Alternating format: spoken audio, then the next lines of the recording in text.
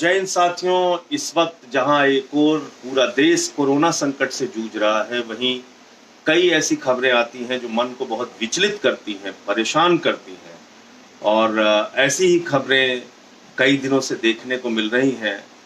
कहीं पता चलता है राजस्थान के अंदर एक प्रेग्नेंट लेडी को, एक माँ को इसलिए इलाज करने से मना कर दिया जाता है अस्पताल में क्योंकि वो मुस्लिम धर्म से थी।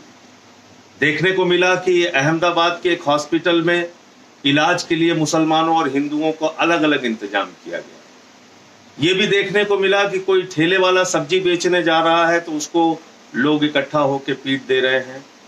लोगों से धर्म पूछकर सामान खरीदा जा रहा है।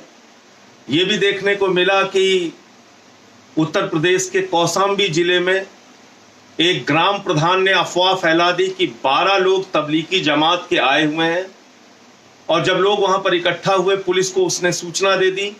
पता चला कि 12 मजदूर थे जो क्वारंटाइन किए गए थे और वो सारे के सारे हिंदू थे।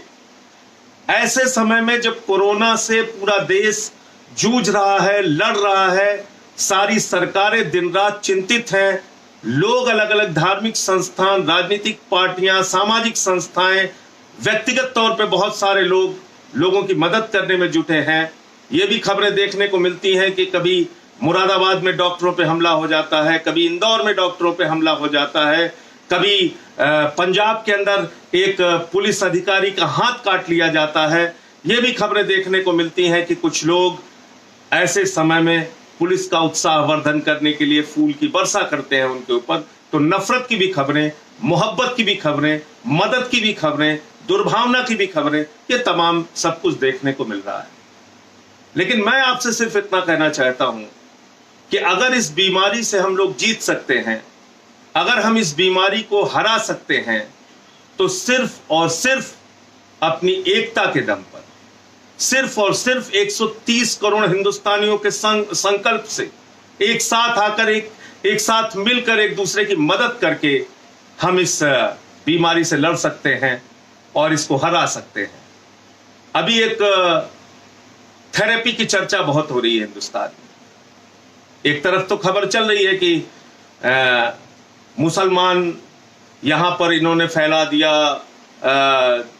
कुछ विशेष सोच और विचार के लोग ये फैलाने की कोशिश कर रहे हैं कि मुसलमानों ने ये पूरा देश के अंदर कोरोना फैला दिया, मुसलमानों ने कोरोना फैला दिया।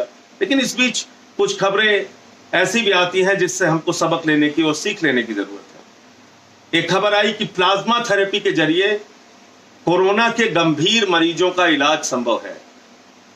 प्लाज्मा थेरेपी के जरिए जो मरीज वेंटिलेटर पे हैं, जो जीवन मौत से जूझ रहे हैं, उनका इलाज संभव है। और दिल्ली के मैक्स हेल्थ क्लिनिक में, मैक्स हेल्थ केयर में, वहां के डॉक्टर हैं सुधी बुधिराजा, उन्होंने इस थेरेपी से एक मरीज का इलाज शुरू किया। मैं वो थोड़ा आपके बीच में पढ़ के सुना देना चाहता हूं।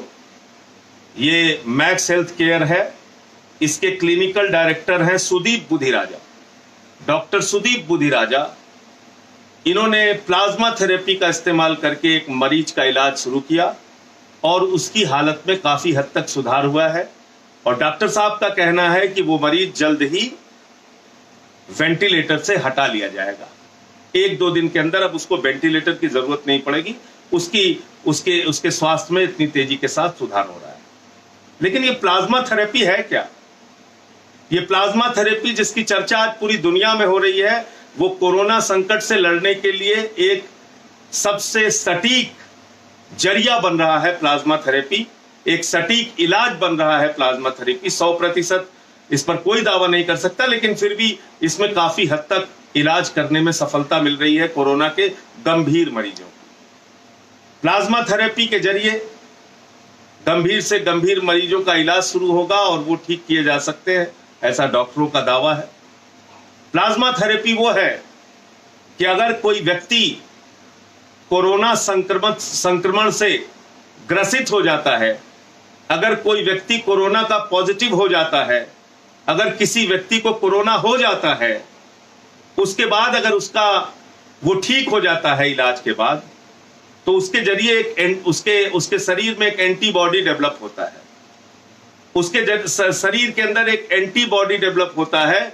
और अगर कोरोना से संक्रमित व्यक्ति जो ठीक हो चुका है उसका ब्लड निकालकर किसी गंभीर मरीज को उसका प्लाज्मा चढ़ाया जाए, उसका प्लाज्मा ट्रांसफर किया जाए, तो वो मरीज ठीक हो सकता है।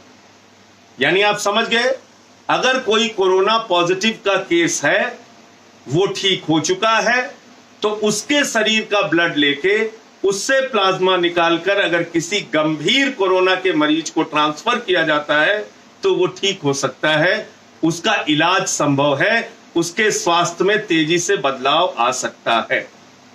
ये अब तक के मेडिकल साइंस के जरिए ये बातें निकल कर आई।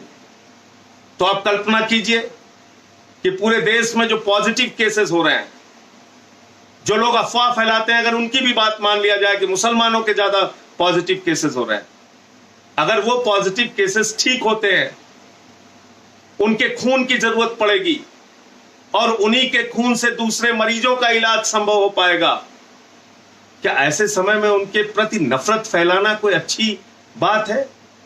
क्या ऐसे समय में उनके प्रति नफरत फैलाकर हम उनको अपने से दूर नहीं कर रहे? अरे हिंदू हो, मुसलमान हो, सिख हो, ईसाई हो, किसी भी जात का हो, किसी भी धर्म का हो, अगर उसको कोरोना से पॉजिटिव हो रहा है तो ईश्वर से प्रार्थना कीजिए, अल्लाह से दुआ कीजिए, प्रभु यीशु से प्रार्थना कीजिए, वाहिगुरु से प्रार्थना कीजिए कि वो मरीज ठीक हो जाए। अगर वो मरीज ठीक हो सकता है, अगर वो मरीज इलाज के जरिए ठीक होगा, तो कहीं ना कहीं उसके ब्लड का उपयोग, उसके खून का उपयोग किसी दूसरे गंभीर मरीज के इलाज में किया जा सकता है, प्लाज्मा थेरेपी के माध्यम से, प्लाज्मा थेरेपी के जरिए। इसका मतलब जो मुसलमान आज कोरोना पॉजिटिव हो रहा है, ठीक होने के बाद उसका खून किसी हिंदू के लिए इस्तेमाल हो सकता है। जो हिंदू आज कोरोना पॉजिटिव से ठीक हो रहा है, उसका खून ठीक होने के बाद किसी मुसलमान के लिए इस्तेमाल हो सकता है। भाईचारे और गंगा जमनी तहजीब, हमारी एकता का ये सबसे बड़ा उदाहरण होगा। इसलिए साथियों और दोस्तों, आप लोगों से निवेदन है, ये काम बंद कीजिए और ऐसा करने वाले हर व्यक्ति का खुलकर विरोध कीजिए जो किसी ठेले वाले को, किसी सब्जी वाले को, किसी सामान बेचने वाले को, किसी छोटी मोटी दुकान करने वाले मुसलमान को ये कहकर परेशान करते हैं और उसका सामान फेंक देते हैं या उसके यहां से खरीदारी करना बंद कर देते हैं क्योंकि वो मुसलमान है। या फिर उन लोगों के भी विरोध में अपने स्वर बुलंद कीजिए जो लोग धर्म देखकर इलाज करते हैं, ये जानने के बाद कि ये मुसलमान है, उसका इलाज करने से अपना हाथ पीछे खींचते हैं। ये हमारी संस्कृति नहीं है, ये हमारी सभ्यता नहीं है, ये हिंदुस्तान की पहचान नहीं है। हम कहते हैं, अरविंद केजरीवाल जी हमेशा एक गीत गाते हैं, इंसान का इंसान से हो भाईचारा, यही पैगाम हमारा। हिंदुस्तान की गंगा जमनी तहजीब की यही पहचान है, हमारी एकता, हमारे भाईचारे की यही पहचान है। हिंदू धर्म जो वसुधैव कुटुंबकम की बात कहता है पूरा विश्व हमारा परिवार है, ये हमारे हिंदू धर्म की भी पहचान है। हम सबको अपने परिवार का एक सदस्य मानते हैं। तो इसलिए साथियों, आज इस कोरोना संकट के समय में एक दूसरे की मदद करने के बारे में सोचिए, इंसानियत और भाईचारे के बारे में सोचिए, नफरत को हराइए, मोहब्बत को जिताइए। जय हिंद।